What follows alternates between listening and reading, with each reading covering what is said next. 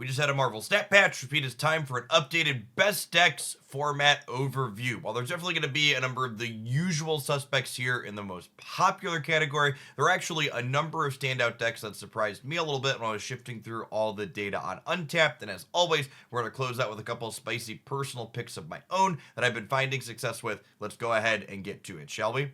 We're going to kick things off with the most popular category as always, but it's worth pointing out that the highest performing deck is also the most popular deck in this format, and that is obviously Blob Thanos. I think the standout thing to point out about Blob Thanos right now is that this deck list with Professor X and Alioth is actually the best performing variation with a reasonable sample size. The more recently introduced Kyaria Lockjaw Thanos has good stats as well and is still better than all of the non-Blob Thanos decks in the format based on the metrics and my personal experience, but it does have worse stats, win rate, and average cube gains than the traditional Professor X variation as of right now.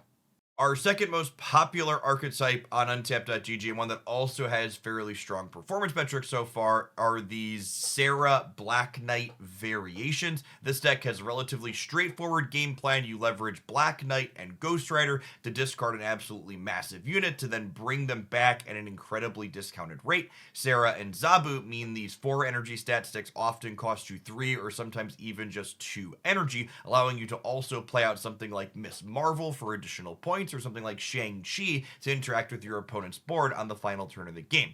This particular list that I have on your screen is noteworthy that it has standout metrics in this category overall, and the noteworthy thing I think it does compared to the worst performing Black Knight variations is it's electing to play 3 different large units at the top end, so its Black Knights and Ghost Riders can be more consistent. I don't think Scar is necessarily necessary for this deck to work, but I think if you're missing that one, you do want another 6 drop here just so your combo can come together more consistently.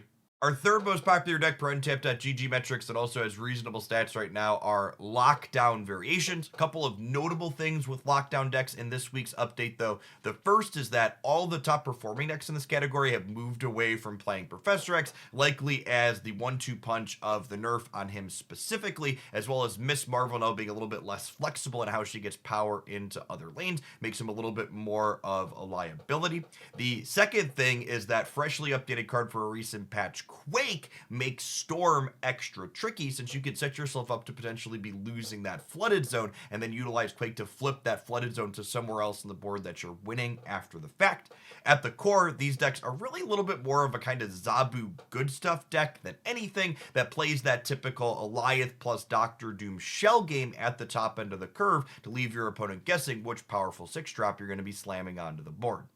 Moving along to the fourth archetype in our popular category section, we have none other than Black Knight Hela, featuring Lockjaw in this most successful variation. I think the big thing to call out when talking about Hela decks on the ladder overall is that looking through all the metrics on Untapped, there are a lot of builds of Hela that have significantly worse stats than this one. In specific, there is a Morph Hela deck that's been going around to the community that just has absolutely abysmal metrics, pulling the entire category down on Untapped, despite this particular variation that we have on your screen with Lockjaw having very strong performance metrics.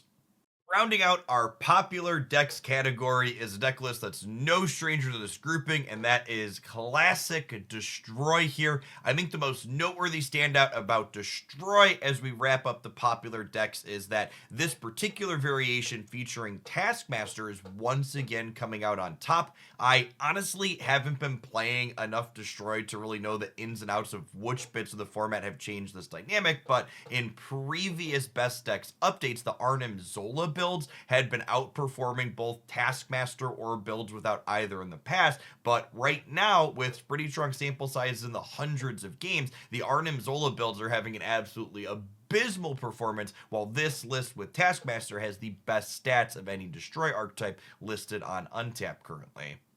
Moving along to our top performing category, we have some deck lists that have been around the metagame for a little bit, but don't currently have huge popularity metrics on Untapped. We have a Annihilus bounce Zabu deck to kick things off here. Hopefully, this deck list putting up good stats will put to bed all of the very silly chatter I saw about Annihilus being dead or Rip Annie after they shaved 1 point of power off him and adjusted him to no longer work with Debris Rocks. The Sentry Hood synergy specifically is always what's made Annihilus strong, and this deck list continuing to put up good metrics even after Werewolf and Annihilus now were adjusted is a testament to just how powerful those cards were as they continue to be strong in the existing metagame.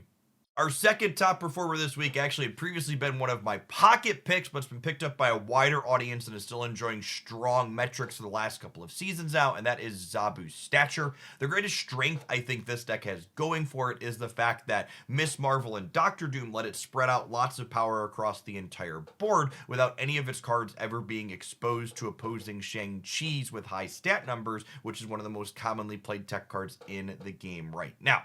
One thing that I do think is a notable call out in the current metagame is you do want to be conscious of people playing Mobius and Mobius, who's going to disrupt not only your Zabu, but also the deck's other namesake in Stature. So you want to proactively play your cost reductions out when possible if you expect that your opponent could be leveraging that card in the matchup that you're playing.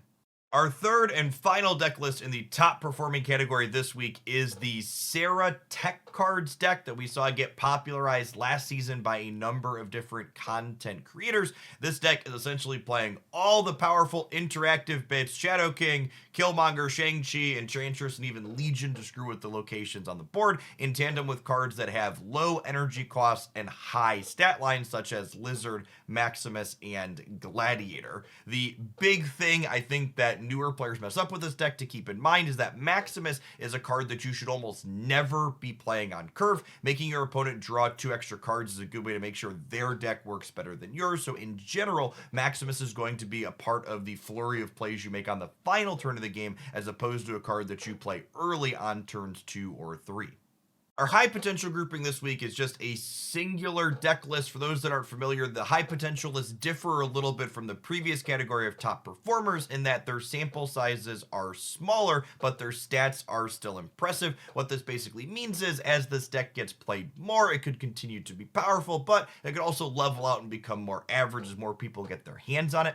This high potential deck list this week is this Craven Kingpin Movers deck. Kingpin got a complete redesign in the most recent balance patch, making it another 2 energy card akin to Craven that gets value when your opponent's cards move into his path. This deck list does that in a few different ways thanks to things like Polaris, Spider-Man, Arrow, and Magneto dragging your opponent's cards all around the board.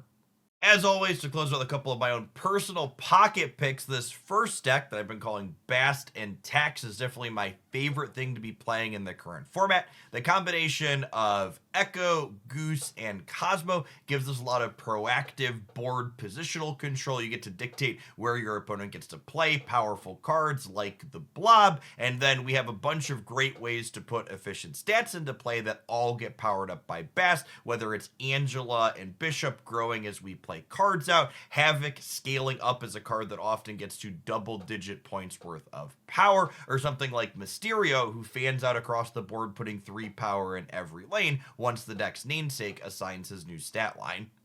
If you miss seeing this deck in action, you can actually find it as my Monday deck highlight on this channel from earlier this week. My second pick this week is one that I'm going to be getting my Scar missions done for the rest of the month with, and that is this Gladiator Werewolf by Night Atuma Dr. Octopus amalgamation. The primary thing I want to call out about this deck list is Forge is +2, or Nico when she rolls the same, is a way to kick Gladiator up to 10 points of power so he can discount Scar. This deck essentially looks to put out some reasonable stats in 1 or 2 lanes, and then close out a second with one of our 2 powerful tech cards in Shang-Chi or Shadow King, cutting down our opponent's board to size. I gotta say, when it came to actually pushing through all of the data on Untapped and seeing what other people were having success with, and it made me a little bit more optimistic for this format than I was before. Things like the Kingpin Movers deck having some potential especially gives me a little bit of optimism. We can have a little bit of fun while we wait for our next over-the-air update on the 18th. That being said, it definitely is worth noting that the Blob decks, if they feel overbearing, they definitely are at least a little bit. The stats on those decks as both the most popular and top performing decks in the format are above and beyond the number 2 decks by a solid chunk. I would love to know if there's anything off meta you've been finding success with in the comments down below. As always, thanks for watching, and hopefully we'll see you back again real soon for another Marvel stat video here on YouTube.